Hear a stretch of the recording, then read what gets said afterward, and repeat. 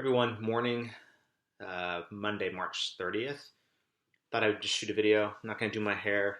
I'm not going to put a hat on. Just going to be what it is right now, right? Everyone's just doing the best they can. Thought I wanted to just share a couple things with you. And there's a lot of good writing out there on this, lots of good articles. I've had lots of good conversations. But how does one organize, structure, have a routine during their day? I think the first week or so, everybody was kind of just flying by the seat of their pants. Probably still flying by the seat of their pants. But a lot of people that I respect and that I think do a really good job in terms of their home life and family life and work and career have really latched on to the idea of organizing their day where there's intense focus of like, here's what we're going to do, work, right? Whether mom and dad are doing work, kids are doing homeschool, and then we're going to break and here's where we're going to play together, right? And then maybe a break and here's where we're going to rest. So there's not this just flow to try to do everything at once. I know when I've the last couple of weeks tried to do my work and then tried to play with the kids and then tried to help the kids with a task, I just get frustrated, right?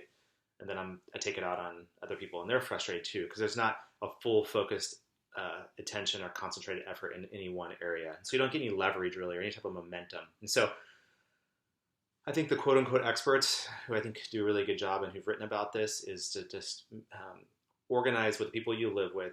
This is how we're going to do our day and try to stick to a routine. And it's not going to be perfect, right?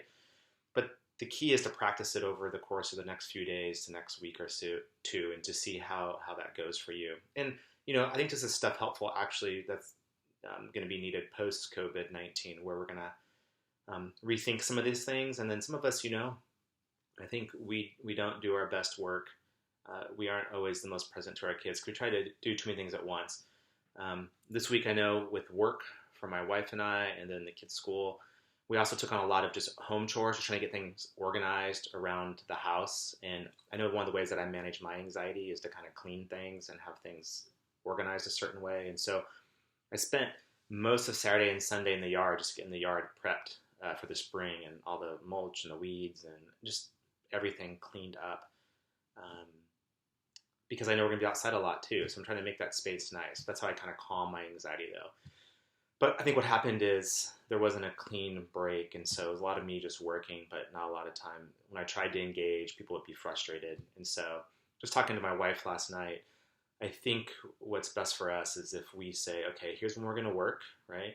And then here's where we're going to stop working. Here's where we're going to play. And then here's where we're going to stop playing even and just kind of rest and hang out, right? Let the kids do what they want to do. A really good book on, I think, structure routine is Cal Newport's book, Deep Work. Love that book, life-changing. Might want to check that out or listen to it. Or Google him, Cal Newport, / maybe a podcast. You'll see him come up in a lot of different podcasts. The one with Rich Roll is really good. Also, something else I've been thinking about, another really good book, is the Old Testament scholar Walter Brueggemann. The book is called Sabbath as Resistance, and he looks at the concept of Sabbath and rest.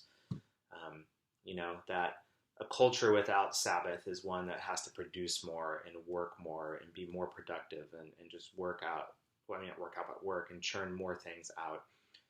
That's set against the contrast of this culture where God steps in and says, enough, my people and land and animals need rest. And so there's a Sabbath, there's a clean break from what we work to resting, right?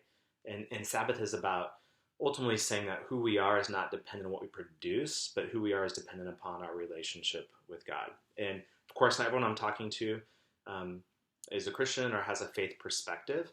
But regardless, I would say who you are, right, is not dependent upon all the things that you do or produce, but that you are enough, right?